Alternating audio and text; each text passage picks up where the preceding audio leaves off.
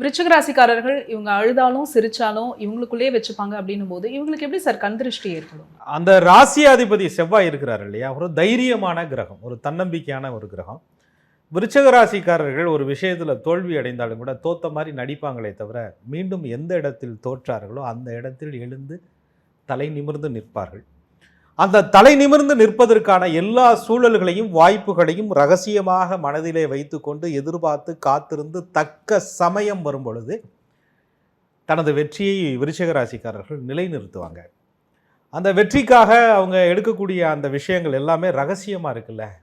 என்னடா வீழ்ந்துட்டான், அதோட முடிஞ்சிட்டான், என்னடா தோத்துட்டான், அதோட போயிட்டான் அப்படிங்கும்போது நான் வீழலை, வீழ்ந்த மாதிரி நடித்தேன், நான் தோக்கலை, தோத்த மாதிரி நடித்தேன்னு சொல்லிட்டு எதிரிகள் எதிர்ப்புகள் யாராக இருந்தாலும் சிம்ம சொப்பனமாக எழுந்து நிற்கக்கூடிய அந்த துணிவு, எழுந்து நிற்பேன்னு சொல்லக்கூடிய தைரியம், எழுந்து நின்னதுக்கப்புறம் வாழ்ந்து காட்டுற தன்னம்பிக்கை, இதுதான் விருச்சிக ராசிக்காரர்கள் மேலே இன்னொருத்தர் கண்ணு படுறதுக்கான கண் திஷ்டி படுவதற்கான மூல காரணமாகவே அமையுது.